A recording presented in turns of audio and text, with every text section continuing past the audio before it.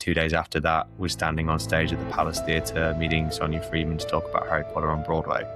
And this is about week 3 of year 2 of a drama school. I set up Preevue in my first year. It was the end of my first year.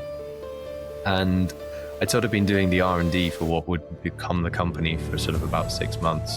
I think with a startup, you have to have a level of self-belief to a point of delusion. Otherwise, it won't work. And so many businesses fail within the first X number of years. Sort of because it's self-fulfilling, because when that sort of doubt kicks in, then the motivation may not be there. The best solutions come out of trying to fix something. I think people who do that, sit around with a whiteboard and try and come up with a business idea, are sort of destined to fail. But if there's something that is a problem that needs solving, that's sort of the gold dust to go after. Hey, just before we jump into the show, we've got a little favour to ask you. If you enjoy listening to our podcast, please make sure you are subscribed on the platform of your choice. Spotify, Apple, YouTube, whatever platform that might be. The more people who subscribe and the more people who like and rate the show, the more we give you an opportunity to have some great takeaways. It doesn't take you too long, and it would be a great help to us to help us grow the show. For now, that's it. Enjoy today's recording.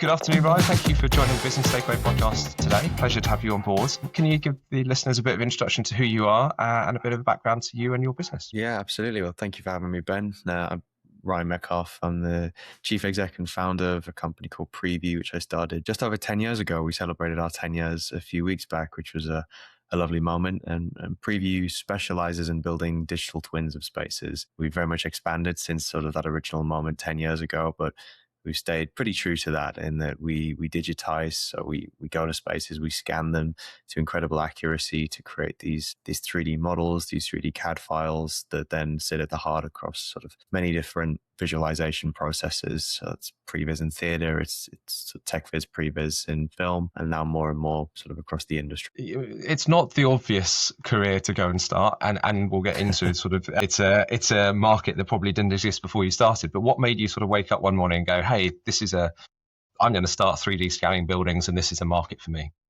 Yeah, I mean, one thing I certainly didn't do was sit there with a whiteboard trying to figure out a business idea. I think my head is wired in that way to some degree. I was the kid selling the chocolate bars at school, so I am wired a little bit in that way. But I wasn't sat in my drama school halls trying to figure out a way to build a business. What I did see was that there was a gap in where the theater technology was at with regards to visualization, with 3D modeling, versus where sort of the construction industry was at. And if you dial the clock back even further, like literally my interview into Guildhall, my drama school, I sort of spun my laptop around and showed them this portfolio of 3D models of sets that I'd sort of done from memory. Go to the theater as a kid. Wicked was the first West End show I ever saw. And I came back home and at maybe 12, 13 years old, I'd boot up AutoCAD and I'd try and build the set from memory. I didn't play a lot of sports as a kid, so I taught myself AutoCAD instead. But the penny hadn't really dropped as to what I was doing, and it sort of still hadn't as I was sitting in that room interviewing for a position on a technical theatre course, that I was sort of basically doing previs work. But it was through learning that software and sort of understanding how architecture, engineering, and construction was using technology like 3D scanning. At the time, it was technology like virtual reality as well, and how theatre was sort of lagging behind that, even though at the end of the day, when we sort of forget about the jazz hands, these are big capital projects. And if you do a sort of a $100 million build in Midtown Manhattan on anything other than a theatre, it would be fully visualized. You'd have a BIM coordinator, you'd have all of these things. But as soon as it sort of ticks over into theatre, suddenly a lot of that gets lost. Yeah, because theatre is not a commercial business at times, right? There's a lot of people who it's all about the art, and I think it's changing now, isn't it, to being more commercially aware. Have you struggled? Yeah. Has that been a struggle as the business has grown, that you're having to explain what this is? As you said, any other projects, business, commercial, buildings, whatever, it would be done. But this is new to our world, right? It is new, yeah. I think sort of to the degree that we're offering it and sort of have offered it is quite new. The idea of visualization isn't anything new. I mean, people have been prevising, concert lighting for longer than I've been alive. So, the idea of visualization is not new, but I think there was always a sort of hard cap as to how much people wanted to invest their time in that process, because everybody sort of universally knew it wasn't going to be very good. So you had this problem whereby, and I think it was a very legitimate one, in that lighting designers had sort of been burnt in the past because they might have sat in a visualization suite, done an awful lot of work, turned up to the venue, and it just simply wasn't accurate. And they go, well, I'm not going to do that again. But what we were offering and what we continue to offer is such a degree of accuracy with these processes that it has been a little bit of sort of a messaging slash a bit of an education piece on what is possible. And we certainly do find that there are still venues, there are still productions, there are still producers that actually sort of fall back onto we're making art here. And I don't think we're removing anything from that process. I've always stood by the fact that actually, if you're using a digital twin of a building which, let's not joke around, costs hundreds of thousands of pounds or dollars a week to be in, then you have much more flexibility and creative freedom to play around, to try ideas, to have a look at a variation of a set design, to previs a show and pre-program that show, and have as many weeks as you wish in a way that is sort of astronomically more cheaper, or astronomically cheaper than being in that building itself. So I don't think the integration of technology and visualization within the theatre pipeline removes anything from the art. I think it gives people space to further it. But you're absolutely right in that people sort of think it does sort of clash with that. We've had producers, we've had venue operators and owners, very, very, very big names say that sort of the idea of using technology is taking away, is sort of removing some of the magic of the art form. I think it's probably going a bit niche for some people who aren't in the industry, but when you're designing a show, back in the days, you would get something called a model box, right? So you would, I'm preaching to the converted, but you get a model box, which is literally the set designer has designed a cardboard model. And it is the first model you'll see will be in white cardboard with no set drawing, and it will be a scale replica of the stage. And that is how it's been done for decades and decades and decades. And you'll stand there and you'll look at this sort of square, half a meter by half a meter, and try and visualize that in the Royal Albert Hall or the National Theatre or whatever it is. And you sort of go, well, how's that work? And that's what you're trying to solve really now, isn't it? Is how you can convert that forward. Absolutely, yeah. And 10 years ago, I was very much sort of on a one-man mission to destroy the model boxes of the world. And I'd like to think I've mellowed a little bit since then. You'll have to check in with sort of team around me as to whether I have. But, the idea that we were still using something as primitive to sort of literally take measurements and, with a scale rule and build it, and then a producer would walk around it and sort of say, oh, I didn't quite expect it to look like this, because we were trusting somebody to take a 1 to 25 scale model, picture it in the Royal Albert Hall, and then sort of sign off on it. I thought it was crazy, and to some degree I still do. I think I've mellowed a little bit, and there's a conversation I had very early on in Preevue's life in my career, and designer on Broadway, and I won't name drop just yet. I'm sure I will later on, but really prominent set designer, and a guy whose work I was very much sort of a fan of. And I think I put a headset on him, and we put him into a digital twin with a 3D scan of a theatre, with sort of a mock-up of a set of one of his shows that was transferring from Broadway to London. And he sort of took the headset off and he went, this is very cool. We can really accurately see sidelines, yada, yada, yada. All lovely things to hear. Literally a teenager stood in a Broadway set designer's office. And he said, but I can't put that on the kitchen table of my director. And it was sort of, put me in my lane a little bit, put me in my box a little, because it was a very good point. And I think it sort of clarifies how I now think a model box sits as an artistic tool. And I think you got 20 people sitting around a table, or, if you're doing that meet and greet with your first cast, or your cast on sort of the first day, where everybody comes around, has a look at it, and it's a wonderful moment, gives everybody an idea. But I think that's sort of where it stops, or where it should stop. I think the notion of somebody taking a scale rule to it and sort of yelling across to their mate that, that's about 1.2 meters, is just absolutely insane. But I think it has a place, and I think that place is artistic. And I think that place is sitting on the kitchen table of the director, of the choreographer, of, in the cast meet and greet. But, you wouldn't build a bridge with a scale rule anymore. And we are talking about pretty hefty infrastructure now on quite a lot of these West End Broadway shows.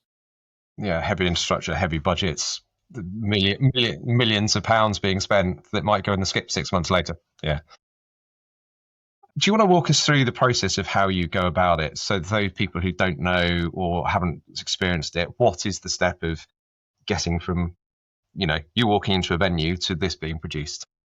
Yeah, so we primarily use 3D laser scanners, LiDAR scanners, which is sort of the same technology as if you've ever used a handheld laser measure and sort of pointed at the wall of your living room, of your kitchen, and it tells you that it's 4.5 meters away.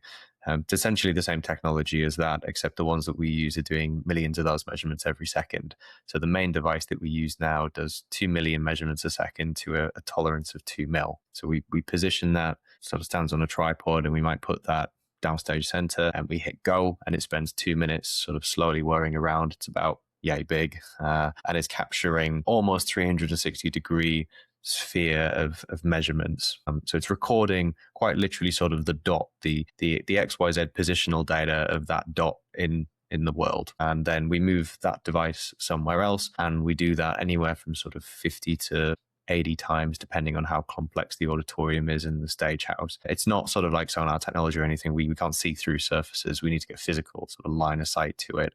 So you've got to move it around to cover your blind spots. Once we've completed all of that, we align all of those positions that we've captured, and the resulting data from that is called a point cloud. And that is essentially a very dense 3D dot to dot of these billions of measurements that we've captured. And that data is usually running into sort of the hundreds of gigabytes. And that is the foundation that we hand across to our studio team. And they take that and play dot to dot and go through and sort of rebuild the building within that within that digital space. We really try and find the balance between retaining as much detail as we can, so that some of our products and our services where we're really pushing visual fidelity, it still sort of very much looks like that building. Things like our ticketing integrations, where we have view from seat set up for quite a lot of Broadway and West End shows now. I think there are actually more venues that use it than don't now. And if you're shown an image of your view as you're booking your ticket, it's actually basically a screenshot from one of our 3D CAD models. If we've tricked people into thinking it's a photo, then great, but it's not. But we need to have that level of detail. But that level of detail would also sort of make a set designer's MacBook Air just explode if we sent it like that. So it's really sort of a fine balance, and it's credit to the art team, the studio team within Preevue, that's how we sort of find that balance. How do we ensure that these models look photoreal, so we can trick, I think it was 8 million people used view from seat last month to book a ticket. So we can trick those people into thinking they're seeing a photo, but we're not sending a 500 gigabyte file to a designer who just wants to very quickly check a sightline. And that process, depending on the complexity of the venue, might take 3 weeks, 4 weeks, 5 weeks, something along those lines, with maybe 1-2 of our team working on it, to go from essentially like pulling an SD card out of that scanner on site to having our sort of base master level digital twin. And we might create variations of that, but we always take it to that sort of full level first, and then strip it back if we need to. And then you give that to a set designer, venue, whatever, and they can go and use it however they want to use it, right? Yeah, totally. Yeah, I mean, it's just standard 3D CAD data. It's not a lockdown system. It's not proprietary in any way. It is just CAD data that sits in a tech pack of standard venues. So if I hired a venue that we have done this for, then they should hopefully be sending you our data along with sort of your standard 2Ds that would go out. What's the biggest misconception when people hear, or you start talking to people? What's the biggest thing people say to you? There's a misconception or belief about it. Oh gosh, I think we touched on it briefly before. I think one of those misconceptions about sort of the accuracy that's possible. Software has moved on, particularly with things like lighting visualization. The photometrics have moved on. Things like Capture, Augmented, WYSIWYG, some major lighting visualization pieces of software, they've all improved visually over the years, but fundamentally they're sort of doing the same thing. The beam angle coming out of a Source 4 is exactly the same as what it was 20 years ago on these pieces of software. I think what has changed is the accuracy of the building going into them, and that's what we're providing. And a lot of the time it still happens, where people sort of get the 2D ground plan in a section, and they build a 3D model of whatever the theater is, whatever the arena is, and then they do some work in Capture or WYSIWYG or Augmented, and then they get there and they go sort of, oh, it's it's wrong. It doesn't work. The software is useless. But it's sort of a case of garbage in, garbage out, in that if the source file is poor, the output is going to be. And actually, you can really get incredibly detailed on this now. The Royal Opera House visualize absolutely every production that hits the stage. That they have done for years. And maybe about 5-6 years back, we did them a full update of the auditorium, of the stage house, of everything, full laser scan that now sits at the core of that visualization suite. And they have sort of a side-by-side comparison. They took some photos of the show relay and they literally put them side by side in a deck for, I think, sort of the chief exec. And they showed me it one day. And it's literally sort of spot the difference. You know, it's that good because they know their venue that well. So I think probably that, and that there's a lot of misconception about actually just how accurate this stuff can get. And you grew up in the theatre world, as we'll come back into drama school in a little bit, but you grew up in that theatre world. Which is better to see technology? We move theatre quite quickly, but the sort of commercial world, which you're moving in as well, has moved technology quite quickly. Which do you think does it better? Because there's positives and negatives from both sides. I think theatre pushes on innovation when it comes to, well, obviously sort of live performance and narrative and drama. And I think it's always going to be pushing away on that. But I think it does also rest quite a lot on that's the way things have always been done. And it's something I come back to quite a lot with my team or with sort of the clients and partners with whom we work, that sometimes the way it's always been done is shorthand for, we've spent 20 years figuring out that this is the best way to do this, and I can't be bothered to explain why in this moment, so can you please just do it that way, and I'll tell you why in the pop. But more often than not, the way that things have always been done is shorthand for nobody's pushed back on it. You know, nobody has sort of said, well, why are we doing it that way? That's insane. And partly that's sort of because nobody wants to rock the boat. Partly that's because everybody's too swamped with just getting on with, you know, the show must go on to be that person who's pushing back on it. I think sort of the tech industry and, you know, the more commercial industries where they are led, well, purely by money, to be blunt, there is a desire to find efficiencies, to find optimizations that perhaps there isn't in the theatre industry. I don't think it's an issue with the people that are in that space necessarily. I think it's just the environment that we operate in, where turnarounds are tight. You know, you get in, you fit up, you know, you take your show, you open it, you run to the next one. There's not a very relaxed atmosphere to ever be sort of sat around figuring out whether the way we're doing this is most optimal, because by the time you've sort of finished doing your introductions in a circle, you could have had half of your fit up done. So I think it's a bit of a tricky balance. You trained in technical theatre at Guildhall. Did. And what point did you turn around and say this could be a business? Do you know what I mean? Was it first year or third year, or was it, you know, post leaving? So I set up Preevue in my first year. It was the end of my first year, and I'd sort of been doing the R&D for what would become the company for sort of about 6 months. So I must have started doing the work on it in about November, about 2 months into my first year on the course. I think Guildhall was sort of so integral to throwing me in the deep end on many things, but one of them was seeing that production process in practice. Part of the joy of drama schools is that's essentially what you're doing. You know, it's rapidly producing plays that you're crewing, that you may be designing, you may be one of the creatives, but that's incredibly high turnover of productions. And I was seeing it sort of time and time again, that the way that we were operating with model boxes, with producers. And that was sort of, I think, where the spark suddenly came from, to say, wind the clock back another 5-6 years, and I'd already started doing these 3D CAD models of, you know, the shows I'd seen. One day I'll find them sitting on a really old laptop and compare them against our actual laser scan data that we now have of these shows, and I imagine embarrass myself with how terrible they are. But it was sort of being in those rooms and sort of seeing those conversations that I think helped that spark. And then it was in my first year in May, I finally sort of sat around and did the paperwork, did the company's house paperwork, which, as an aside, I don't think any 18-year-old should be allowed to do. I think you should land on Companies House's website, and there should be an ID check that doesn't just sort of see whether you're 18. I think it should ask you, you know, are you married and have kids yet? I think the idea of a sort of teenager setting up a company, and I'm still to this day surprised that I didn't mess something up. I may at some point receive a letter through the post that turns out I actually own 1% of the shares in my company. I'm still still waiting for it. But I did that in May. And then the day after, got the first commercial gig, which was just sheer coincidence. A guy called Simon Corder, line designer, set designer, had just booked to work, or just been booked to work on the World Expo in Kazakhstan.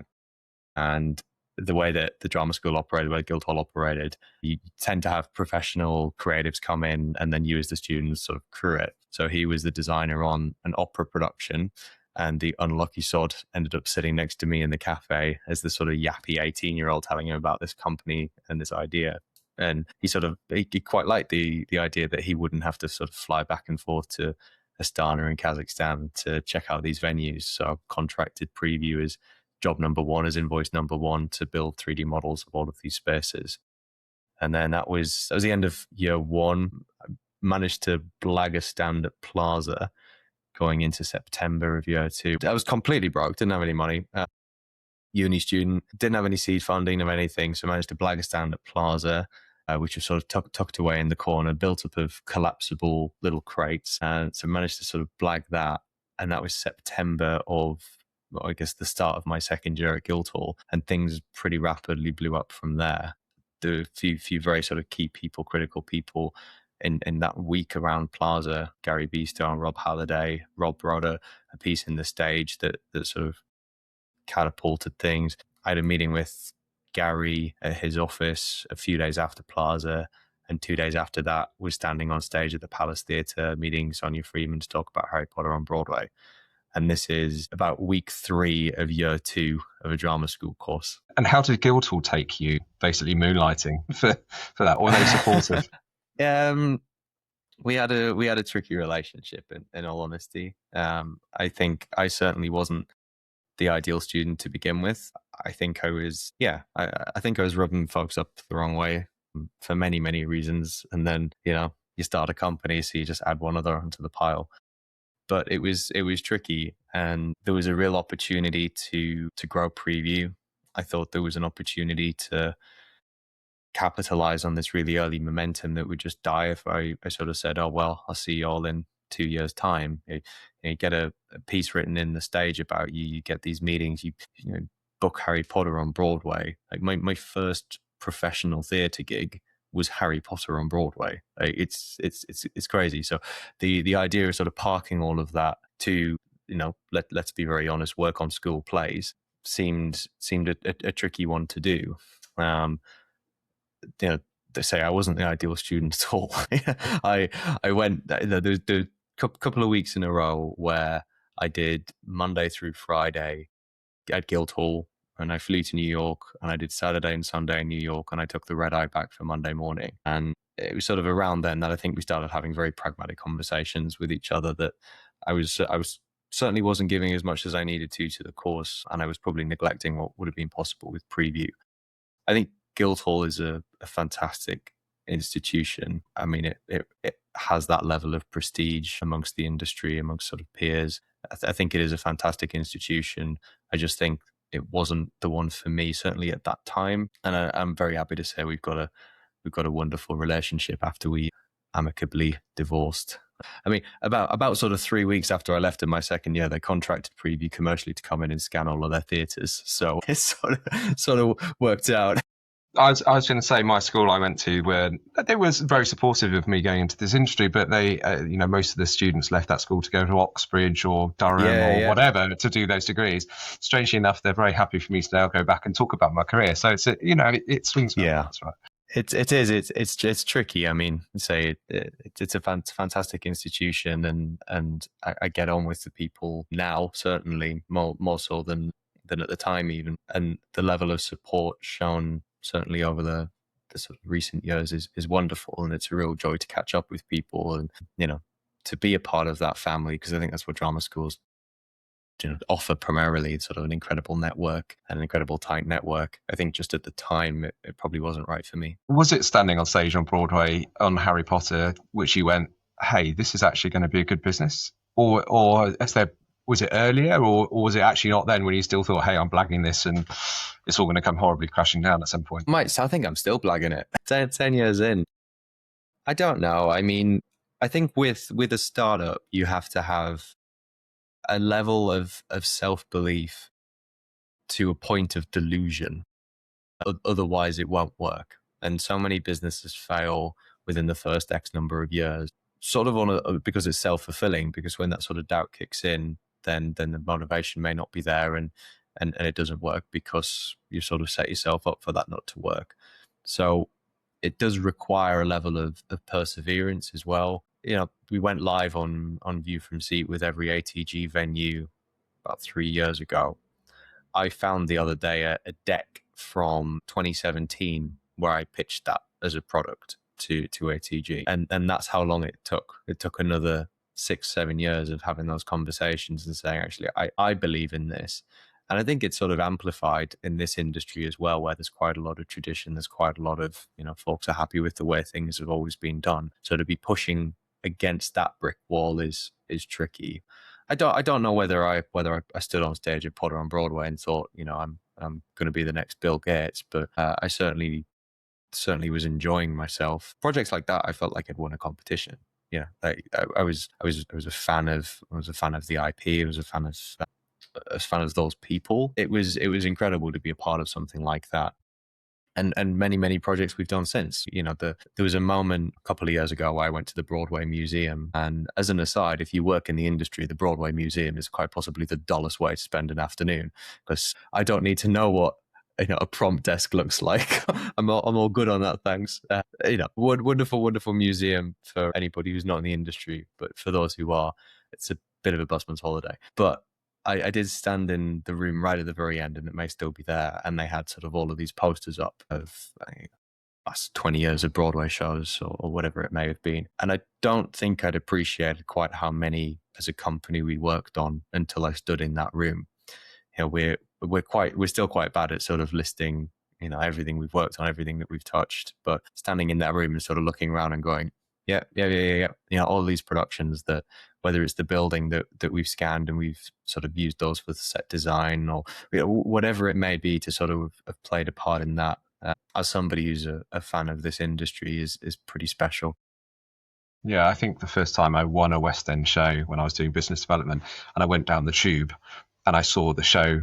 Do you know what I mean? You saw the show poster for your show that you've won and you've developed, and gone, yeah, okay, that's tick box of life achievements, right? It really is, yeah. I mean, it's in our contract as every other supplier that we get a credit in the program, and it's something I get genuinely grumpy about if it gets missed.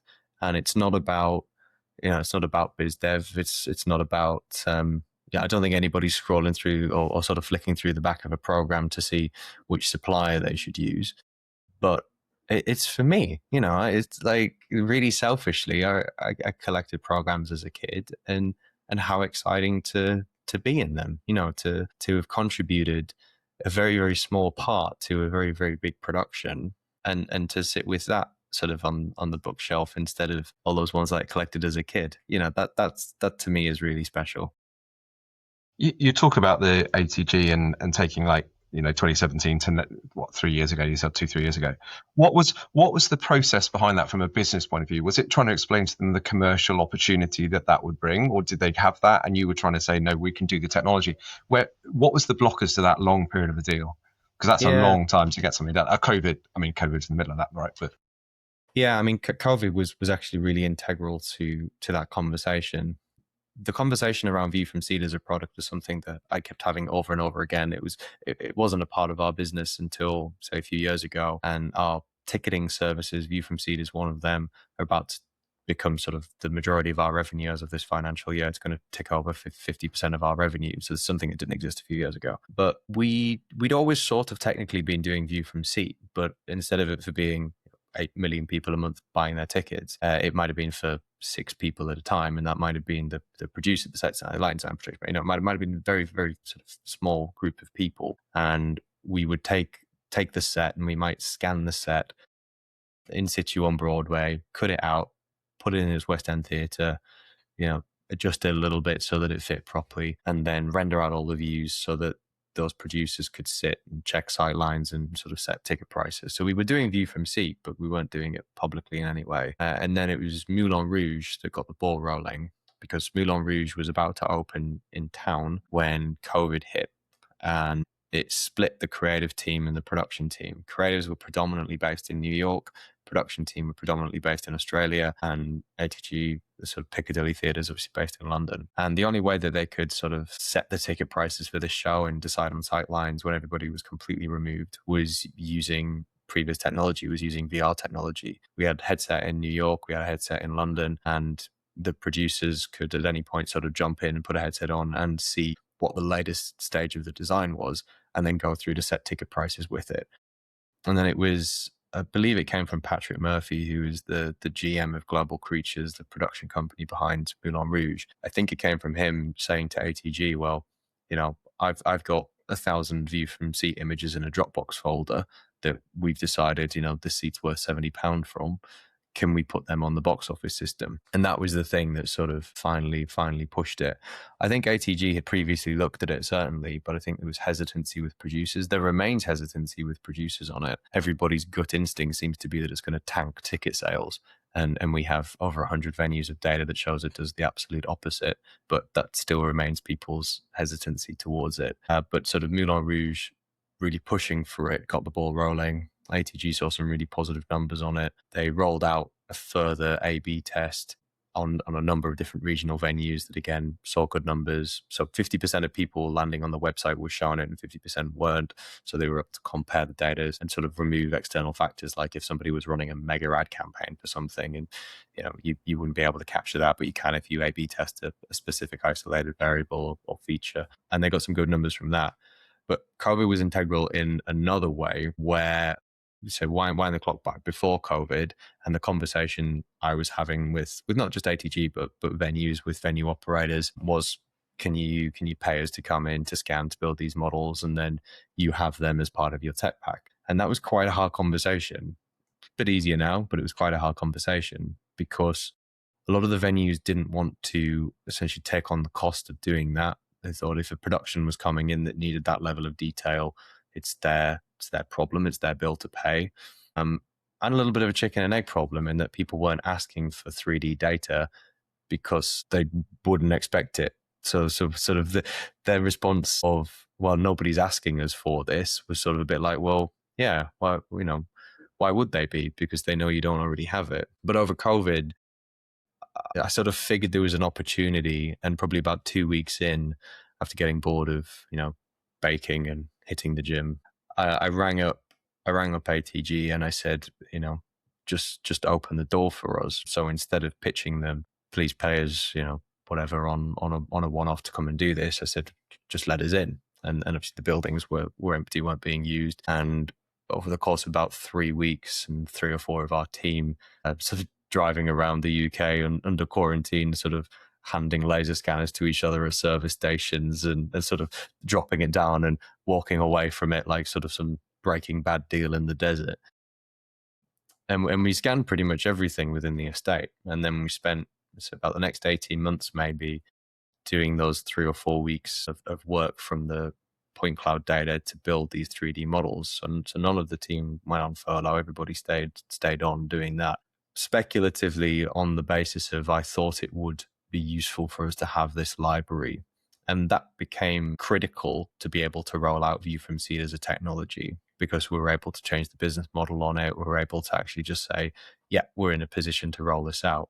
Whereas if, say, Moulin Rouge had done the same and they'd seen positive numbers and said, okay, we want to roll this out, the conversation would have then been, okay, well, it's going to take us, what at the time might have then been 2-3 years, because of the work had come back in post-COVID, and business was back up and running. And I think anybody hearing it's going to take us 3 years to be in this position sort of goes, well, we'll not bother with it then. And now it's sort of such a major product of ours. And you sort of talk about the changes in technology and bits and pieces. Technology is moving fast. How do you Preevue wasn't part of your thing, it's now 50% of your revenue. How do you decide where the next technology, how do you make those decisions about what technology to invest in? Or is it explore a few options and see what comes? How do you make those strategic decisions?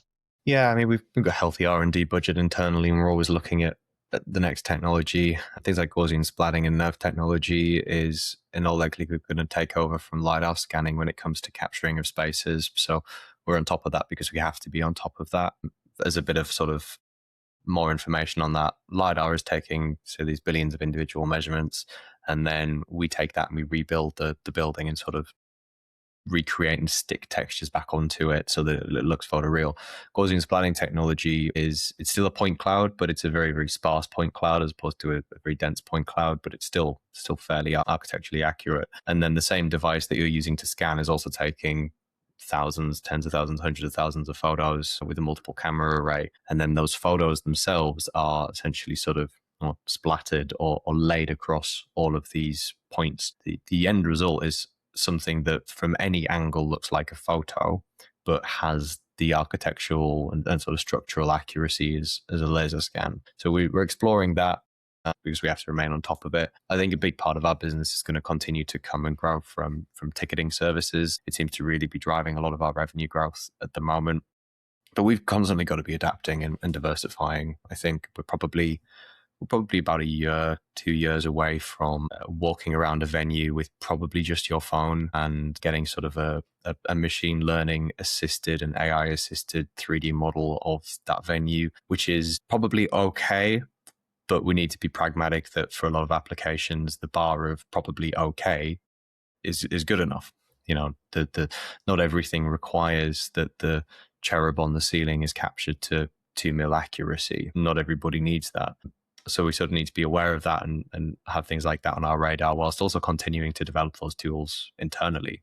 Like our output has increased massively in the last 12, 18 months because we're using those technologies and we're developing our own. And again, anytime you're seeing a huge change on the horizon, which we certainly are with things like machine learning, you sort of got two options, and sort of one of them is to keep an eye on it through the news and sort of be bamboozled and shocked when turns out something has just been brought out that completely changes your business or kills your business. And the other alternative is be the ones developing that technology and sort of be ahead of it. So typically speaking, I'll choose the latter. Yeah, I mean, that's you sort of paraphrased nicely into the next question, which is about AI. And are you concerned? It could be a tool for you. It could also be a big threat to your business as well, surely. So are you concerned about it, or are you thinking it's the positive, as you just said? I think we sort of got to understand where we can use it and how we can use it, understanding which of our products are more robust against it. Things like view from seat, I think, remains solidly robust against it. I mean, you can put into ChatGPT right now, can you generate me a view from seat F12 at the London Palladium, and it'll generate you something, and it'll be absolute bollocks. It will confidently generate you a view that's meaningless. So things like that as a product, I'm not concerned about. The sort of accuracy that we're selling with that is not just a nice to have. That's a misadvertising problem. If somebody were to show imagery that was not correct, it's sort of false advertising. So that I'm not concerned about. I wouldn't say concern is the right word, but I'm aware of a potential impact that some of the clients that we have we may see, but it's not a huge chunk of our work. If we say, we just came from a trade show where we've talked to a bunch of venues, and some of those venues, they might come to us and say, we have a 300-seater theater that we could do with a scan and we could do with a CAD model. It would be a very small part of our work, single-digit % revenue, the kind of projects that would fall into that category every year. I don't think we'll have them for much longer, which means that we need to sort of look at what else we're doing and say continue to diversify into other areas. I think as an overall, it's an overall gain for the industry that these tools are available in the same way that 8, 9, 10 years ago, we were providing production visualization services. But now a lot of productions have people doing the visualization work for it. We can license them the files, and they have the in-house skills to be able to use something like Augmented or Depends to build those productions. Yes, it's not a part of our business anymore, but we sort of saw that coming. So fine, we'll be the guys who license you those files out. And I still think that's a positive overall for the industry that it's moved that way, that visualization is sort of seen with much more respect now than it perhaps once was. The idea that I think in a few years' time, we're going to see the specific role of a production visualizer appearing. It continues to be something that gets sort of lumped with the lighting department because it sort of most closely aligns with that. But I don't think that's fair. I don't think it's fair because it doesn't respect the work that's required. I think it's not fair because it's often not accounted for within aligning programmers, even time that they're being paid for. It's just sort of hoped that they may spend their evening doing a 3D model of the set and sort of spend their weekend setting it up. And that's not fair. But as soon as a production visualizer is a role, then that is their pure focus. And if Preevue, for the last 8 years had continued sort of saying, oh, well, we'll just do your production visualization, we'd be out of business now, because the big productions, West End and Broadway, can do that in-house. So I just see whatever's coming next as the next sort of iteration of ensuring we remain on top of that. Yeah, I remember the days when video started going into shows. It was always given to the lighting department because it had a lamp inside it, and it's therefore you must understand because it's got I don't. It's completely different, right? So those skills are a completely different skill set, which will be taken out. You went to drama school or headed off to Guildhall at 18, probably not thinking you were going to have a business and doing all this 10 years later, right? What has been your lessons as you've gone through some of those journeys that's perhaps surprised you, or and running a business? What's that journey been like for you? Perhaps when you didn't expect to be into that world, right? Yeah, I mean, it is tricky. Genuinely, it is tricky. It is only in the recent few years that Preevue has got to a position where I wouldn't even say I'm relaxed, but I go on holiday for a fortnight and nothing burns down, and that's a testament to the fantastic team, to my right hand man Jamie. But it is tricky. It is hard. Even sort of compliance, regs, legals, insurance, stuff that you certainly don't get a lesson on at school. It is very much just sort of figure it out as you go along.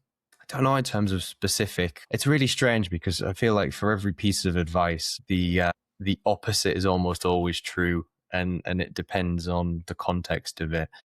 Everybody, you need to be a jack of all trades when running a business, when starting a business, but also nobody's ever won a Nobel Prize by being sort of all right at chemistry. Yeah, so it's really strange in that, yes, you're valuable by having that specialism, but also you just need to be across so many different things. And that's probably been the biggest learning curve, is that I didn't, certainly early on, I didn't need to be the best at 3D modeling.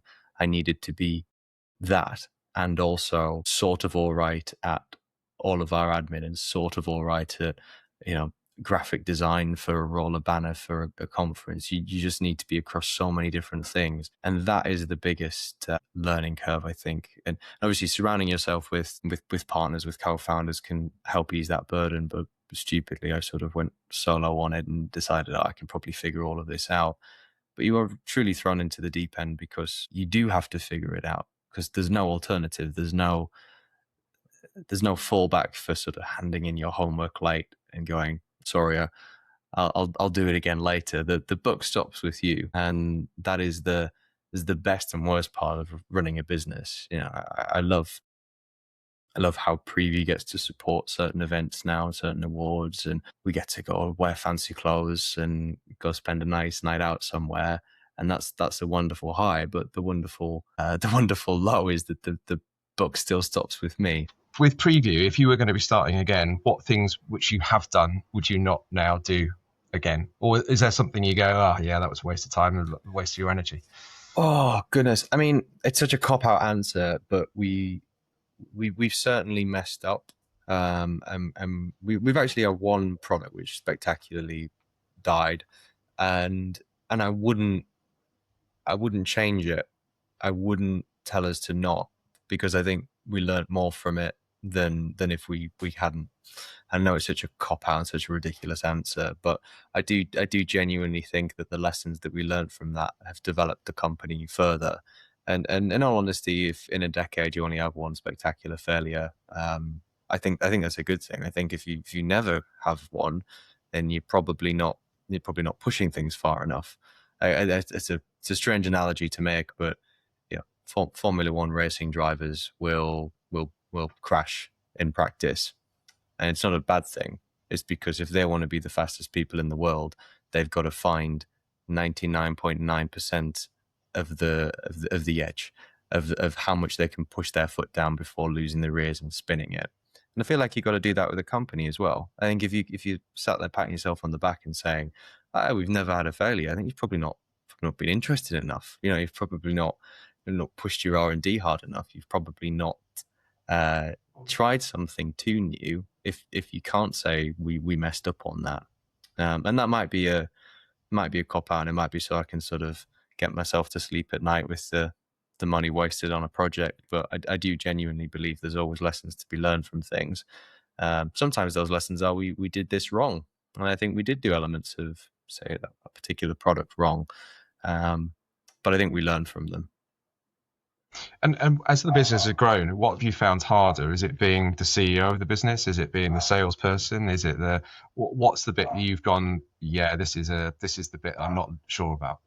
Yeah, probably wearing very, very sort of different hats. Our business sits across theatre, and I'm a theatre kid at heart, so it's always going to be what I come back to. But a good chunk of our revenue comes from the media and entertainment industry, from the film industry, which is a world that I love. Another one that I grew up a fan of. I couldn't tell you why I get the kick that I do out of driving a golf cart around beige buildings, but there we go.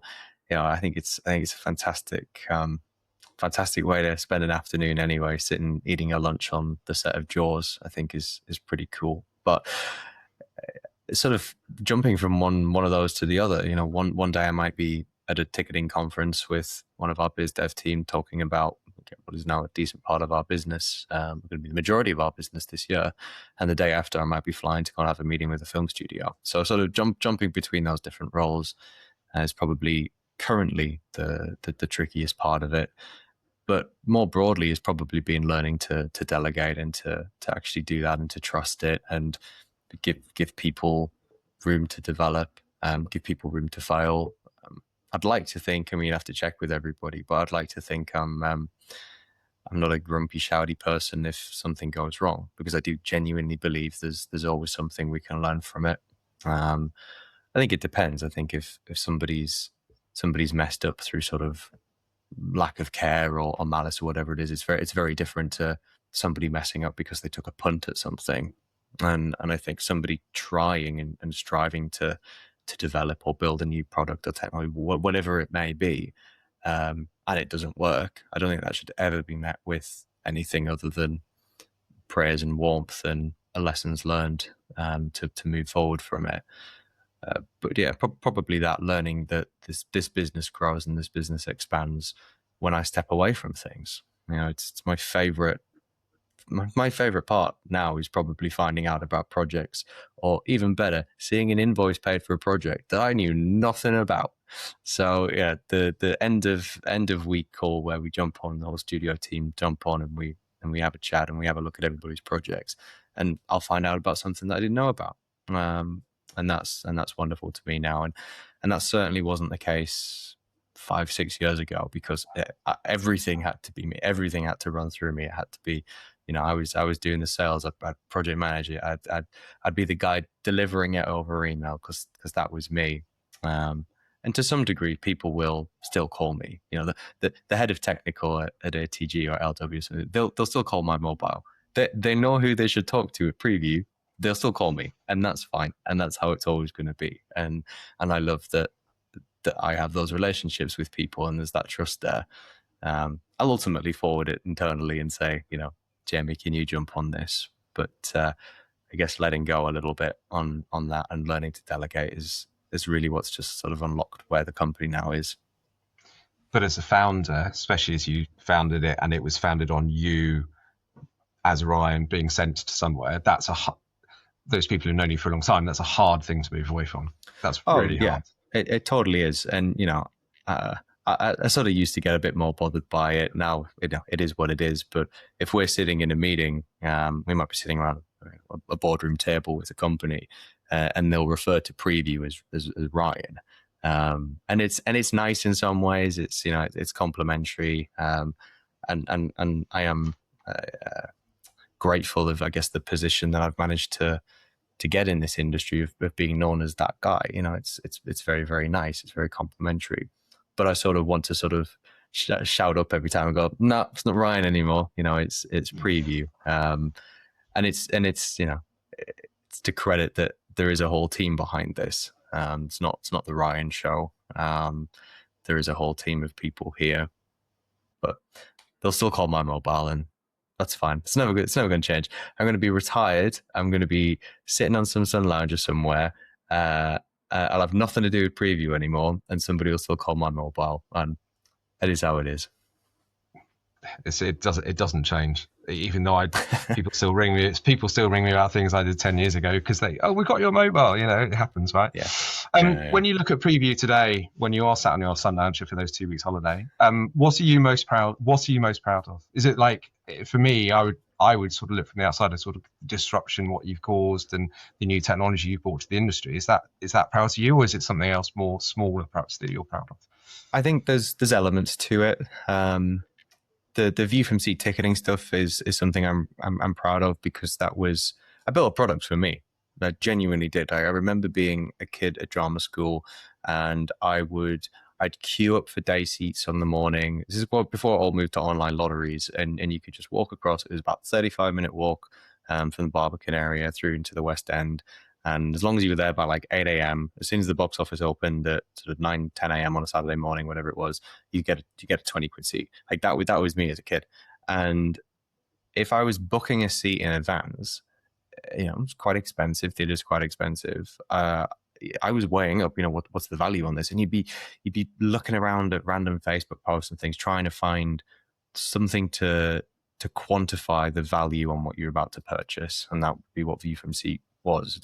Theatre sits in this weird space, or it did for many, many years, in that the only thing differentiating the different price bands is the view, and they were withholding that information. It's bizarre. Everything else about, you book a hotel room, you book something, they'll pile on information to convince you to book it.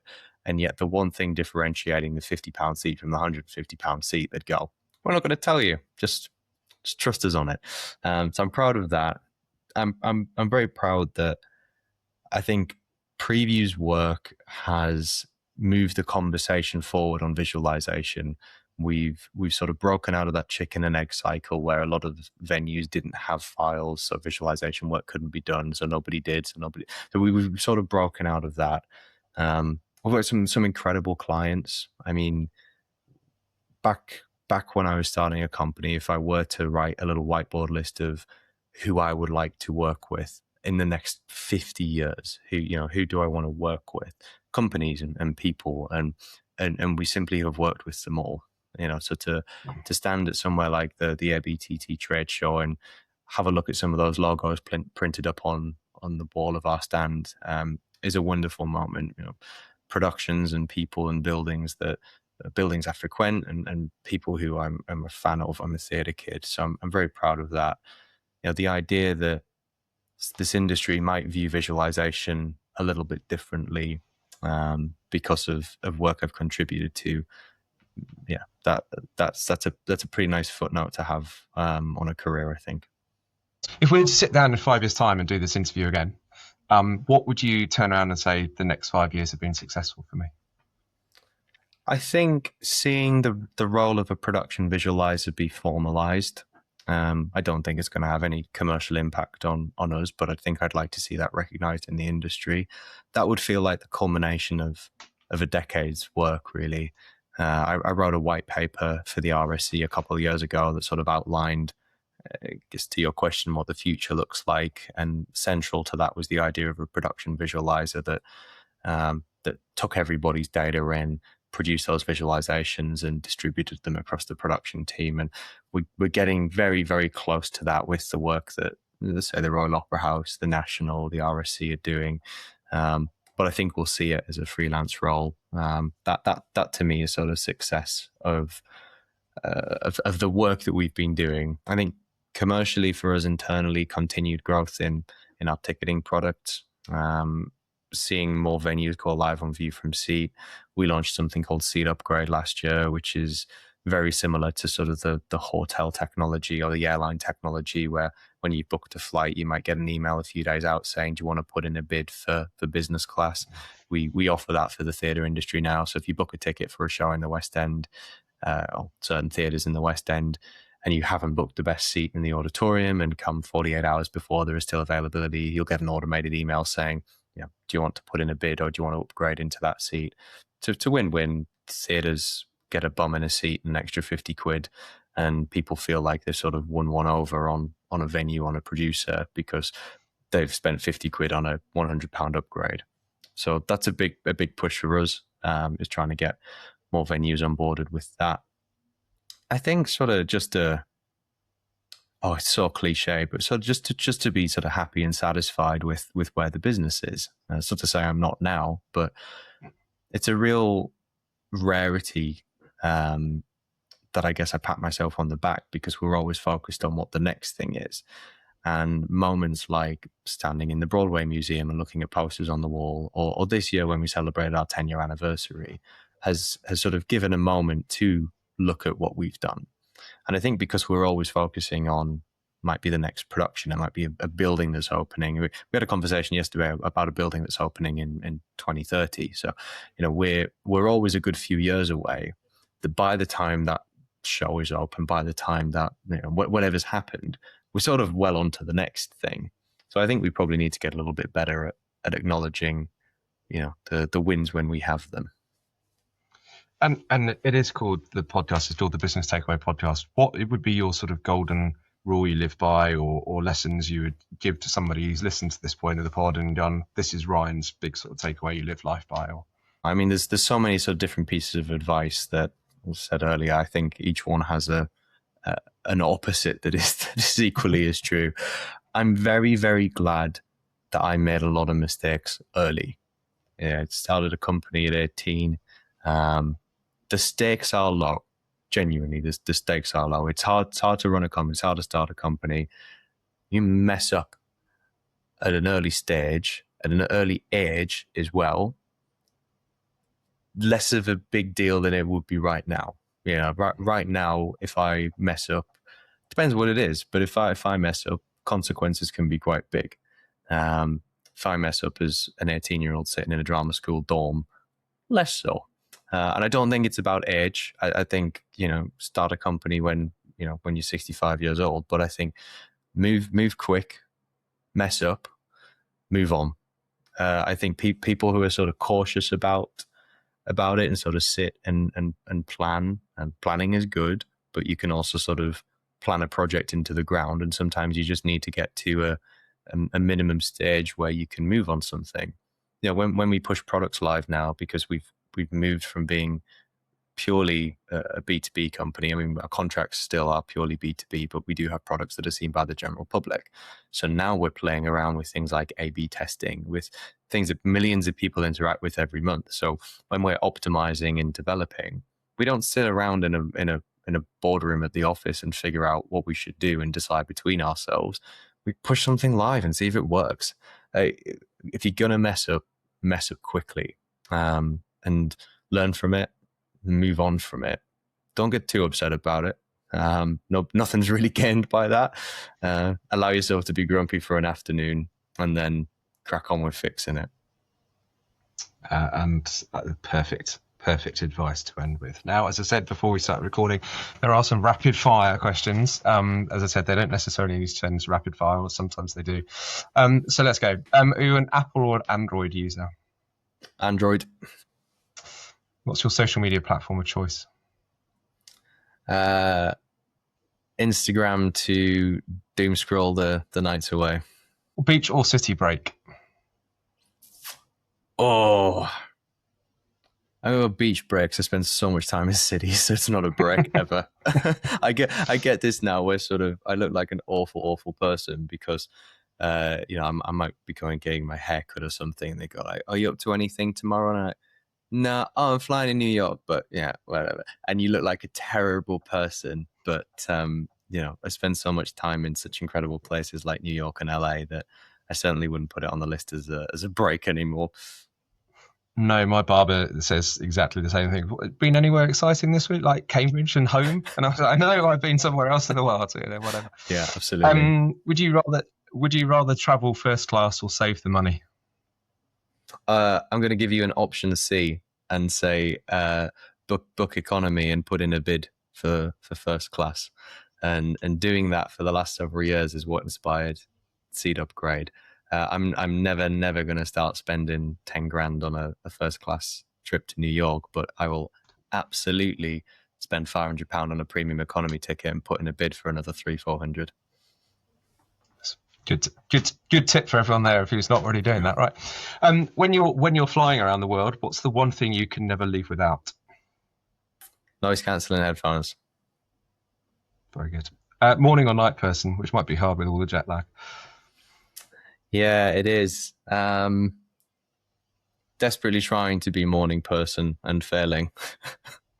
Would you rather build something new or fix something that's broken? Sorry. Again, option C. I think the best businesses, the best solutions come out of trying to fix something. So a bit of both. I think you build new by sort of problem solving. I think people who do that sit around with a whiteboard and try and come up with a business idea are sort of destined to fail. But if there's something as niche as that may be, that is a problem that needs solving, that's sort of the gold dust to go after. Would you trust your gut or go for the data-driven aspect of making a decision? Always data driven. I'm such a sort of, binary person when it comes to head versus heart, in that the latter's frozen over. But I don't make any decision on, hopefully on emotion or on tradition, on sentiment. I think if your gut feeling's telling you that you should probably not turn down an alleyway, I might trust that one. But when it comes to sort of business decisions, I will weigh up the data. I will happily be told I'm wrong as long as there's something that backs that up. Would you rather have growth or profitability? Growth. And that's sort of how I've prioritized Preevue early years. I think you can drive profit in sort of a few different ways. And I think one of them is, you can cut costs, or you can drive revenue and things, but there's a very limited range to move in until you have volume, until you have scale. I mean, quite simply, your profit's never going to be greater than your revenue. And if your revenue is poor, then your profit's never going to be great. So I don't particularly care if you're sitting at a wonderful profit margin. If, your revenue is £10.50, right? Congratulations, you have a 90% margin. Go get yourself, bag of sweets. So I think early days, and I did it with Preevue. I kept everything in Preevue. It was all about sort of funding that growth. I mean, these things are obviously complicated. People have to live. You have to pay rent. You have to have all of your existing ongoing costs. But I'd rather grow a business and get to the point where you say, okay, well, now we can start seriously looking at at P&L. Obviously, you should probably keep it in mind. You'd be pretty poor at running a business if from day one you haven't got an idea of what a margin is. But certainly, I think I'd always prioritize growth. What's the best piece of advice you've ignored? Oh gosh, God, you put me on the spot here. Maybe don't go to drama school. And then when I was at drama school, don't leave drama school. So some combination of the two of them. When I was at sixth form, I did A levels. I did very academic A levels, nothing to do with theatre, nothing to do with drama. I didn't even really know technical theatre was an option, was an opportunity. It was literally a targeted advertisement on Facebook for Guildhall that made me go, oh, that's a thing. I'd have probably gone off and done computing somewhere, because I did computing and physics and economics and maths and real party animal subjects. And I applied to Guildhall and just Guildhall, which, as a side note, is probably not a smart thing to do at university stage when you maybe apply to a few, but I applied to just Guildhall.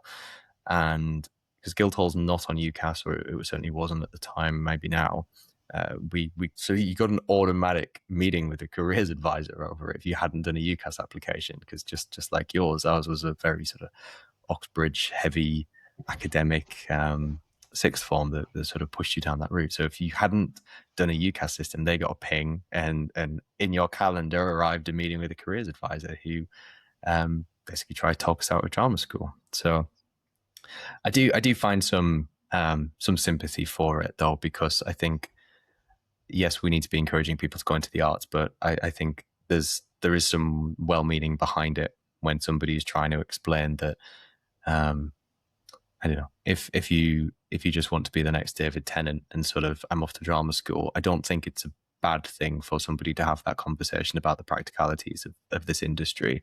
I think that nuance is perhaps lost, though, when it's, a technical theatre degree. Somebody just gets the email saying, he's only applied to drama school. Maybe somebody needs to have that chat with him. But quite glad I ignored that one anyway. And then an awful lot of folks trying to talk me out of, leaving such a prestigious course. Certainly not folks immediately around me who are very supportive, parents and similar. But certainly those on the course are probably not going to actively push you out the door, as much as they may have disliked me. But it seems to have worked out all right? So, well, I'll let you know. TBC. Yeah, TBTC. And finally, I'm standing at a bar. What's your drink of choice? I very rarely drink, because I'm incredibly boring. If you force my hand, I'll take a dry martini, twist of lemon. I'll take that. But yeah, very, very rarely drink because I'm very boring. There's nothing wrong in that. As I've got older, I've found the drink doesn't, keeps means I screw myself up for 3 days afterwards. Do you know what I mean? Well, it is a bit, and I'm a very boring. When I travel, when I spend a lot of time in New York, I stay on UK time because you're sort of wrecked for a few days after if you don't. I really look like I've got my life together when I do that, because I'm in the gym at like 3 a.m. So I finally become that guy. It's not. It's just because I'm staying on UK time. But what they don't see is you tucked up in bed at 6 o'clock in the evening. Exactly that. Exactly. Yeah. I have been caught out a few times on it, though, when I've been invited out. And if we have time for one anecdote, I was across in LA, and I don't stay on UK time when I'm in LA because it's 8 hours difference. Just absolutely no chance. But I sort of split the difference. I'm like four behind UK, 4 ahead of LA, 4 ahead of sort of Pacific time. And it was trying to get the contract over the line with Paramount, and many, many conversations. And I had a meeting on the lot with a senior figure at Paramount, and I had this meeting, and I was sat in the cafe at Paramount, which is a fun place to people watch. It's a film studio. It's fun, and I was still sort of kicking around, and he called my mobile. And he sort of said, "Oh, are you busy tonight?" And I was like, "Well, no, because obviously I have to go to sleep at 5 o'clock or whatever it is." Yeah. And he said, "There's a quarterly dinner that all of the studio heads go to, and someone's just pulled out with COVID, and the meal's paid for. And do you want to come?" And you don't say no to to the prospect of being in a room with the major studio heads in LA. And the dinner must have started about 9 o'clock at this fancy Italian on Melrose Avenue in LA. And I was sort of, for the last week, I'd been going to sleep at 6, 7 o'clock. So by the time dinner and dessert and a few glasses of wine, I was sort of holding your eyes open.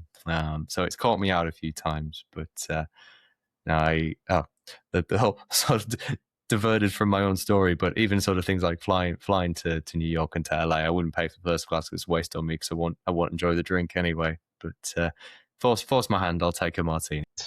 Ryan, it's been an absolute pleasure. Thank you so much. So many interesting stories, and so much for the side of the business the industry probably doesn't actually really. It's still quite a new technology, right? So really, really interesting to get to. So thank you very much for your time and the anecdotes and the stories. It's been really great. So well, thanks for having me. So that's it for today's episode. I really hope you enjoyed listening to Ryan on the podcast. Lots of interesting takeaways about bits of the business and entertainment business and show business you might not know about, and all the little things about seat pricing and all things you psychologically might see it. And if you go and book a ticket in the West End, you might see Ryan's products. We really appreciate you tuning in and being part of the journey of today's show. And if you enjoyed this episode of the Business Takeaway Podcast, please do take a moment to subscribe to the show so you never miss a future episode. And if you found value in what you've heard today, we'd really appreciate it if you could leave us a rating and a review. It helps more people discover the show and allows us to continue to bring in great content. If you also enjoyed today's show and haven't listened to before, please do go back through some of our back catalogue and have a listen to some of our previous recordings. There's a great selection there. Also, make sure to share this episode with friends, family, or colleagues who you think would really enjoy it as well. And of course, you can connect with us on all our social media platforms, Facebook, LinkedIn, and Instagram. Let us know your thoughts, questions, or suggestions for future episodes. We'd really, really love to hear from you. Thanks again for listening to the Business Takeaway Podcast, and we'll see you on the next show.